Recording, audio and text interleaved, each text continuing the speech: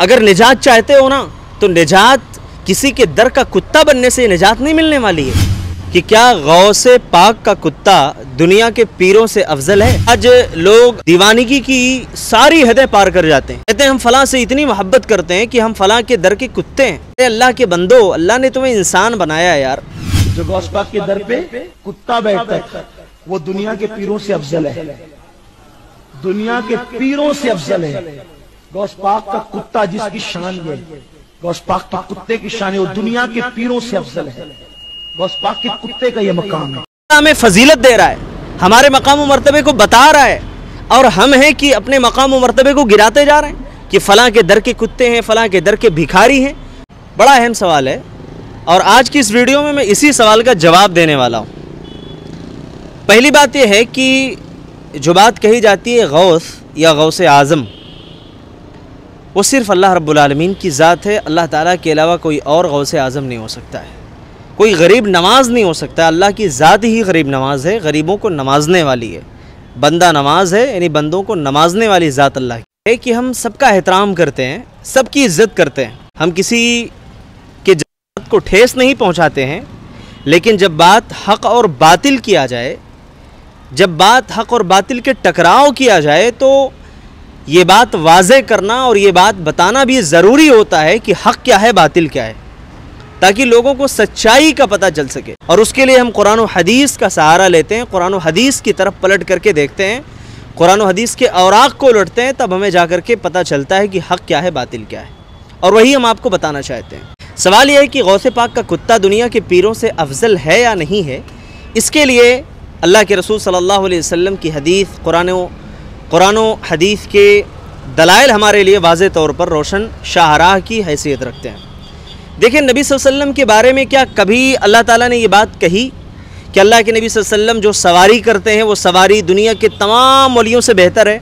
क्या अल्लाह ने कभी ये बात कही? नहीं कही ना भाई। अल्लाह के नबी सल्लल्लाहु अलैहि वसल्लम के जो सहाबा हैं, जो अल्लाह के नबी सल्लल्लाहु अलैहि वसल्लम का साथ देते थे और आपके ऊपर मर मिटते थे, जान छिड़कते थे, आपके एक हुंक पर अपनी गर्दन कटवाने के लिए तैयार रहते थे, वो सहाबा जिनकी इतनी बड़ी फजीलत अल्लाह ताला ने बयान की, इतनी बड़ी फजीलत, क्या कभी सहाबा के बारे में नऊज़ु बिल्लाह इस तरीक़े की बातें अल्लाह तबारक व तआला ने कही हैं? आज लोग यानी कि दीवानगी की सारी हदें पार कर जाते हैं, कहते हैं हम फलां से इतनी मोहब्बत करते हैं कि हम फलां के दर के कुत्ते हैं। अरे अल्लाह के बंदो, अल्लाह ने तुम्हें इंसान बनाया है यार। अल्लाह ने इंसान बना करके इज़्ज़त बख्शी है आपको। कुरान मजीद उलट करके देखो तो सही, सूरतुल इसरा में अल्लाह ताला ने क्या फरमाया, आयत नंबर 70 के अंदर, वलक़द कर्रमना बनी आदम। अल्लाह ने फरमाया कि हमने बनी आदम को इज़्ज़त बख्शी है। किसको? बनी आदम को। ये बनी आदम कौन? आदम अलैहिस्सलाम की औलाद। इज़्ज़त किसने बख्शी? अल्लाह ताला ने। अल्लाह ताला ने जब इज़्ज़त बख्शने की बात की है और इज़्ज़त दी है दीगर तमाम मखलूक़ात के ऊपर, तो अपने आप को एक ऐसे मखलूक से कंपेयर करना या ऐसे मखलूक के मुशाबे करार देना या बिल्कुल हूबहू वही मखलूक बना देना, ये क्या अपने आप की ज़िल्लत नहीं है? क्या ये अपने आप को जलील करना नहीं हुआ? अल्लाह ताला ने फरमाया वहमल्नाहुम फिल बर्रि वल बहर, ऐ इब्ने आदम, हमने तुम्हें खुश्की और तरी में यानी कि खुश्की और समंदर में सवार किया।